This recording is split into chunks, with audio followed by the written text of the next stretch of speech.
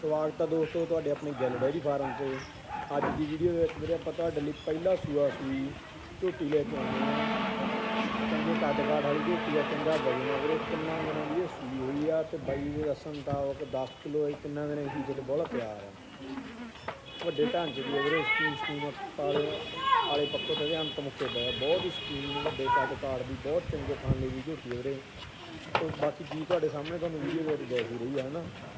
ਤੇ ਪਿੰਡ ਹੈਗਾ ਬਾਈ ਦਾ ਜਿਹੜਾ ਮਾੜੀ ਵੀਰੇ, ਇਹਦੇ ਆਲੇ ਦੁਆਲੇ ਦੇ ਪਿੰਡ ਹੈਗਾ ਸੰਗਤਪੁਰਾ, ਮਾੜੀ ਬਾਈ ਦਾ ਪਿੰਡ, ਨਾਲ ਹੀ ਠੱਠੂ ਭਾਈ ਆ ਜਾਂਦਾ, ਇਹਦੇ ਆਲੇ ਦੁਆਲੇ ਦੇ ਪਿੰਡ ਆ ਵੀਰੇ।